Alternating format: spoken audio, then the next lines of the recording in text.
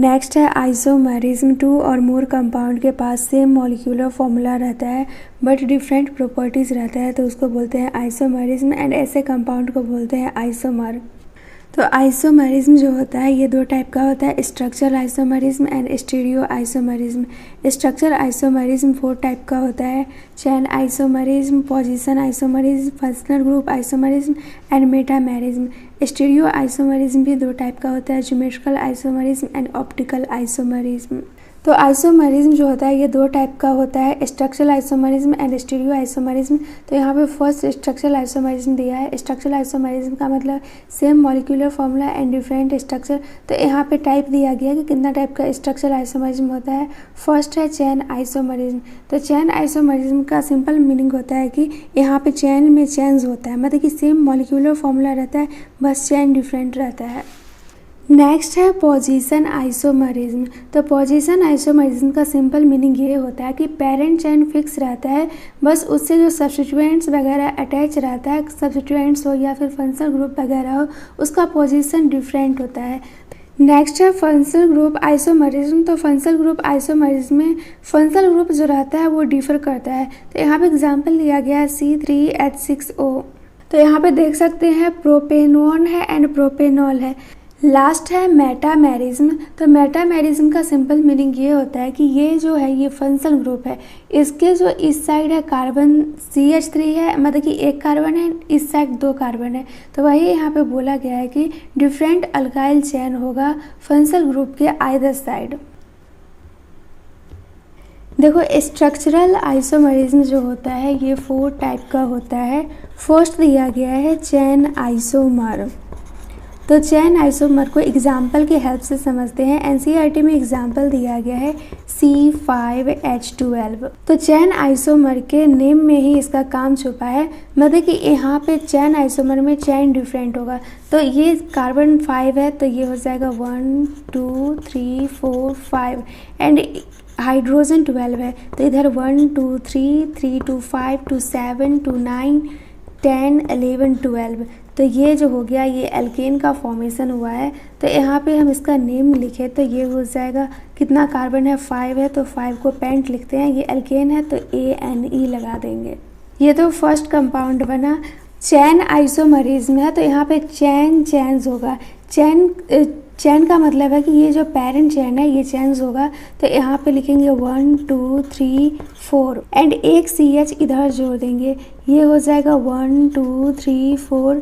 तो इसका अगर हम नेमिंग करेंगे तो ये हो जाएगा 2 मिथाइल एंड यहाँ पे कार्बन टोटल कितना कार्बन है पेरेंट चेन में 4 है तो ब्यूट एंड ये है क्या अल्केन है तो लास्ट में ANE लगा देंगे। एंड मैं बताई थी आइसो वगैरह के लिए सिंपल याद रखना L जहाँ पे भी बने वो आइसो होगा।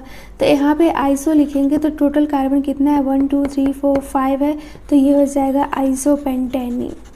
तो ये हो गया सेकेंड टाइप का कंपाउंड। अब थर्ड टाइप का कंपाउंड बनाएंगे। तो यहाँ पे अब लेते हैं 3, यहाँ पे 4 कार्बन लिए थे, अब लेंगे 3 कार्बन 1 2 3 एंड 1 कार्बन ऊपर जोड़ेंगे एंड 1 कार्बन नीचे जोड़ेंगे। तो ये 1 2 3 4 5 हो गया। एंड सब में देख सकते हैं यहाँ पे पेरेंट चेन 5 कार्बन का था, यहाँ पे 4 कार्बन का हो गया एंड यहाँ पे 3 कार्बन का हो गया। तो चेन आइसोमेरिज्म में चेन चेंज हुआ है। तो इस टाइप वाले स्ट्रक्चर को बोलते हैं नियो। एंड कितना कार्बन है 1 2 3 4 5 कार्बन है तो इसको बोलते हैं नियोपेंटेनी। सेकेंड है पोजीशन आइसोमर।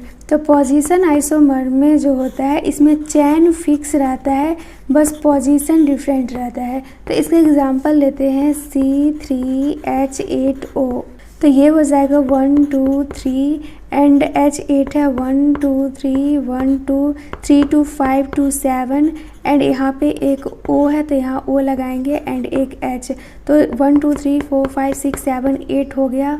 तो फर्स्ट टाइप का कंपाउंड ये हो गया। हमें पता है पोजीशन आइसोमेरिज्म में चेन फिक्स रहता है, तो यहाँ पे चेन फिक्स रहेगा, बस पोजीशन डिफरेंट करेगा, मतलब कि ये जो सब्स्टिट्यूएंट है फंक्शनल ग्रुप है ये चेंज होगा। मतलब कि इसका पोजीशन चेंज होगा। तो यहाँ पे लिखेंगे 1 2 3, कार्बन वही है, बस ये OH को फर्स्ट कार्बन से उठा के सेकेंड कार्बन पे पुट कर देंगे। एंड नेक्स्ट है फंक्शनल ग्रुप आइसोमरिज्म। तो मैं बार बार बताई हूँ कि फंक्शनल ग्रुप आइसोमरिज्म जो है सबके नेम में ही उसका काम छुपा है। तो फंक्शनल ग्रुप आइसोमरिज्म नेम है तो फंक्शनल ग्रुप यहाँ पे डिफरेंट होगा। तो इसका एग्जांपल लेते हैं, NCERT में दिया गया C3H6O। तो यहाँ पे इसका स्ट्रक्चर बनाएंगे तो इधर हो जाएगा CH3 एंड इधर हो जाएगा CH3। तो हाइड्रोजन 336 हो गया। अब यहाँ पे बस एक कार्बन बचा है तो यहाँ पे लिखेंगे C एंड ये ऑक्सीजन है तो double bond O, carbon 1 2 3 4 bond बना रहा है। तो इसका अगर फंक्शनल ग्रुप देखें तो ये कीटोन है तो इसका नेम लिखते हैं, ये हो जाएगा प्रोप। एंड एल्केन रहता है तो एनी लगाते हैं, यहाँ पे फंक्शनल ग्रुप है तो 1 लगाएंगे। तो मैं बोली हूँ जहाँ पे भी AEIOU आए तो यहाँ पे देख सकते हैं ये O है एंड यहाँ पे E है, तो ये वाला E को ड्रॉप यहाँ से रिमूव कर देंगे। तो अब इसका नेम लिखे तो ये हो जाएगा 1। एंड फिर यही कार्बन को हम ऐसे भी लिख सकते हैं 1 2 3, मतलब कि ये 3 कार्बन है। अब हाइड्रोजन 6 लिखना है तो 1 2 3 हो जाएगा, 3 2 5 हो गया एंड एक 6 एक और हाइड्रोजन चाहिए तो यहाँ पे C डबल बॉन्ड OH। तो इस टाइप का जो ग्रुप रहता है वो एल्डिहाइड होता है, मतलब कि ये फंक्शनल ग्रुप है। तो यहाँ पे देख सकते हैं सेम मॉलिक्यूलर फॉर्मूला है बट डिफरेंट स्ट्रक्चर है। यहाँ पे फंक्शनल ग्रुप अलग है एंड यहाँ पे फंक्शनल ग्रुप अलग है। इसका नेम लिखेंगे तो ये हो जाएगा, कार्बन नंबर 3 है तो ये प्रोप हो जाएगा, एल्केन वाला रहता है तो एनी लिखते हैं एंड इसका जो फंक्शनल ग्रुप है वो एल्डिहाइड है तो एल्डिहाइड को Al लिखते हैं। तो फिर से यहाँ पे भी वही बात हो गया AEIOU। एंड लास्ट है मेटामेरिज्म। तो मेटामेरिज्म का एग्जांपल दिया गया है C4H10O एंड इसका जो डिफिनीशन दिया गया है वो दिया गया कि अगर कोई फंक्शनल ग्रुप है तो उसके दोनों साइड जो कार्बन होना चाहिए वो डिफरेंट होना चाहिए। तो इसको तो पहले लिख सकते हैं 1 2 एंड बीच में O लिखेंगे एंड दोनों तरफ से C लिखेंगे, 4 कार्बन कंप्लीट हो गया। अब क्या करेंगे कि 1 2 एक 3 कार्बन इधर लिखेंगे तो अब बच गया 1 कार्बन, तो एक कार्बन इधर लिख देंगे। तो देख सकते हैं ये जो दोनों हो जाएगा ये मेटामेरिज्म का एग्जाम्पल हो जाएगा। नेक्स्ट है स्टीरियो आइसोमरिज्म। कंपाउंड के पास सेम मॉलिक्यूलर फॉर्मूला हो एंड कोवैलेंट बॉन्ड का सीक्वेंस जो है वो भी सेम हो बट डिफरेंट हो उसका रिलेटिव पोजीशन, तो उसको बोलते हैं stereo isomerism. And stereo isomerism जो होता है ये 2 टाइप का होता है, geometrical isomerism and optical isomerism. And यहाँ पे जो दिया गया है रिलेटिव पोजीशन जो रहता है वो डिफर रहता है तो इसको ज्योमेट्रिकल आइसोमरिज्म से समझ सकते हैं। ज्योमेट्रिकल आइसोमरिज्म में सिस एंड ट्रांस रहता है, तो सिस में देखते हैं कोई भी ग्रुप जो रहता है वो दोनों एक साइड रहता है एंड ट्रांस में दोनों ग्रुप अपोजिट साइड में होता है, तो रिलेटिव पोजीशन दोनों का डिफरेंट हो गया। नेक्स्ट है fundamental concept in organic reaction mechanism. Organic molecule को हम सबस्ट्रेट बोल सकते हैं एंड ये रिएक्ट करता है अटैकिंग रिएजेंट से, तो फॉर्मेशन होता है एक या एक से ज़्यादा इंटरमीडिएट का एंड उसके बाद प्रोडक्ट का फॉर्मेशन होता है। तो उसी को यहाँ पे ये फ्लो चार्ट में समझाया गया है, मतलब कि NCERT हमें फ्लो चार्ट भी बनाना सिखा रहा है। ये है ऑर्गेनिक मॉलिक्यूल जिसको कि सबस्ट्रेट बोलते हैं एंड यहाँ पे है अटैकिंग रिएजेंट। ये दोनों जब रिएक्ट कर लेगा तो इंटरमीडिएट बनेगा एंड इंटरमीडिएट जो बनेगा वो अनस्टेबल होगा, तभी ब्रेक कर रहा है, तो वो ब्रेक करेगा तो प्रोडक्ट बनेगा एंड उससे बाय प्रोडक्ट का भी फॉर्मेशन होगा। नेक्स्ट है रिएक्शन मैकेनिज्म। तो रिएक्शन मैकेनिज्म का यहाँ पे डिफिनेशन दिया गया है कि एक सीक्वेंशियल स्टेप होता है जिसमें कि डिस्क्राइब किया जाता है इलेक्ट्रॉन मोमेंट को या फिर बॉन्ड क्लीवेज को, बॉन्ड फॉर्मेशन को। नेक्स्ट है fusion of A covalent bond. Covalent bond को ब्रेक किया जा सकता है हेट्रोलाइटिक क्लीवेज से एंड होमोलाइटिक क्लीवेज से। तो हेट्रोलाइटिक क्लीवेज का यहाँ पे डिफिनेशन दिया गया है कि हेट्रोलाइटिक क्लीवेज में जो बॉन्ड ब्रेक होता है उसमें शेयर्ड पेयर्ड इलेक्ट्रॉन जो रहता है वो 1 फ्रैगमेंट के पास जाता है एंड अदर फ्रैगमेंट पे पॉजिटिव चार्ज आ जाता है। तो पहले इसका एग्जाम्पल लिख लेते हैं। यहाँ पे एग्जाम्पल दिया गया है ब्रोमोइथेनी का। तो देखो एग्जाम्पल दिया गया है ब्रोमोमिथेनी का। तो ब्रोमोमिथेनी को कैसे लिखते हैं, ये हो जाएगा CH3 एंड ये हो जाएगा Br। तो यहाँ पे देख सकते हैं 2 इलेक्ट्रॉन है। तो जब हेटेरोलाइटिक क्लीवेज करते हैं तो ये जो शेयर्ड पेयर्ड इलेक्ट्रॉन है ये ब्रोमीन के पास चला जाता है, मतलब कि CH3 का जो इलेक्ट्रॉन रहता है वो चला जाता है ब्रोमीन के पास। तो यहाँ पे पॉजिटिव चार्ज आ जाएगा एंड इस पर नेगेटिव चार्ज आ जाएगा।